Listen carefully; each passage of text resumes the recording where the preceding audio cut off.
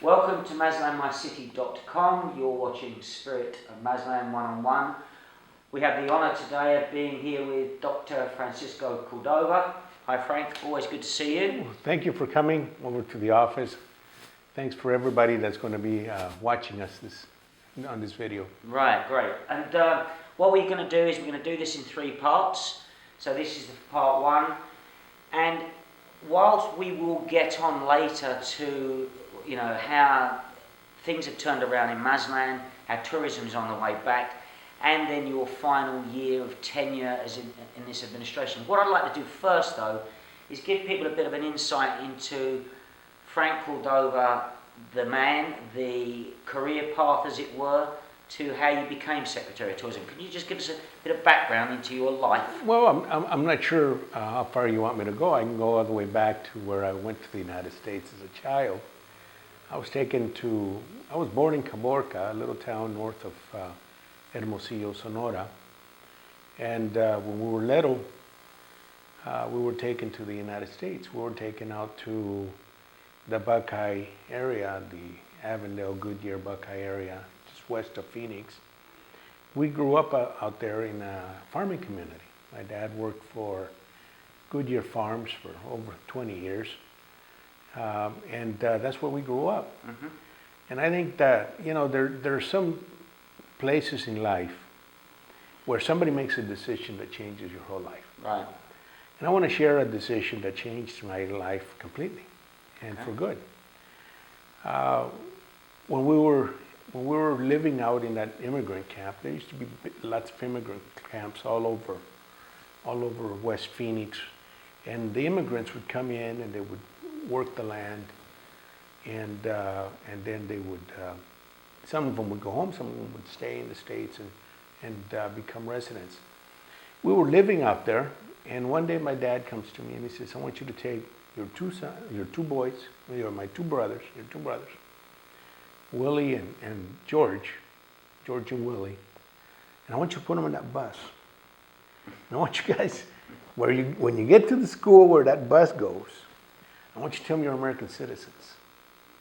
That it was a law at that time where if you claimed to be American citizen, they didn't deport you, at least not right away. Right. And you had rights to a legal education. Okay, very important. Very important. So a lot of things have changed since then. I think America's got a lot crueler in that aspect.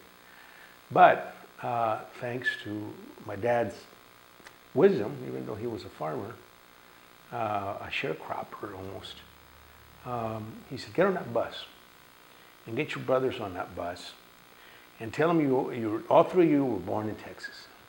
You, Frank, were born in Houston, and you, Willie, were born in Austin, and you were born in San Antonio, something like that. And so, heck, Houston, Austin, San Antonio was Greek to us, but so we said, okay. So we get on the bus, and here we are.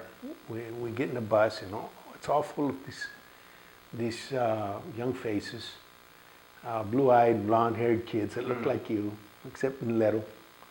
And they're all looking at us, and they're speaking, and we don't understand a word of English. And of course, you don't speak English. Of course not. No, absolutely not. Nothing. And they don't speak Spanish. So. Right. And so here we are, the 3 little Mexican kids hugging on one bus seat. I remember that very well. And Willie, my little brother, starts crying. And I said, what's wrong? Why are you crying? I was afraid that, they'd stop the bus and kick us out. He says, I forgot where I was born. and so I said, look, guys, I think I was born in Houston, so we're all born in Houston. Don't confuse yourselves. That's right. And so we ended up getting to the school, and a young teacher, Mrs. Alcocer, she sent me an email a couple of days ago. We still keep touch. Right. Mrs. Alcocer took us in, and she became our teacher and our mentor and our mother in a lot of ways for many years in that grade school. And I finished high school, not without my problems. At 15, 16, I was a really young kid. And, well, most of us were. Yeah. Well, but I left home. Okay. I left home, lived in the street for a year, a little less than a year. I lived in the streets, oh, maybe 6 or 7 months. It felt like a lifetime. And this Christian family took me in. This Baptist family took me in. Made pretty strict rules, you know. I had to work, I had to go to school, and I couldn't say bad words at home. Couldn't use drugs at home. Couldn't use drink beer or anything. I was a young kid, so the rules were fine with me. And 3 days after I graduated from high school, I was in the Army. In the American Army? In the American Army. In the American Don't Army. ask me how I got in the Army, who signed up. I was just 17. Yeah, wow. Wow. You know, I was underage, but somebody signed up for him. Somebody signed up for you, Somebody yeah. signed. Yeah. And I went in the Army, and I was in the Army 12 years. 12 years in the Army. I used all the benefits the Army gave me to study. Right. I wanted to study. I got, thanks to the GI Bill, I got a bachelor's degree, a master's degree.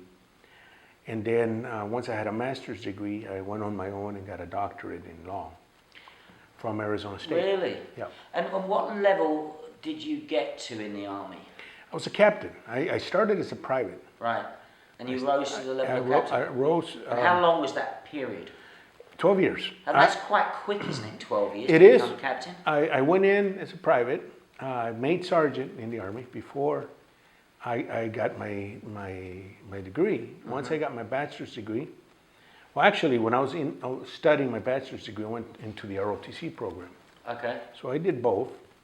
And so I got my bachelor's degree with a commission at the same time. Right. So I was 5 years as an NCO, Okay. a commissioned officer, and then I was 7 years as an officer.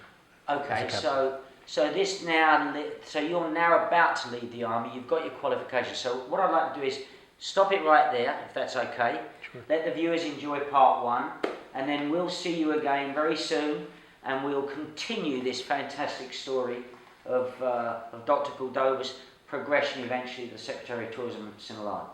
See you again soon.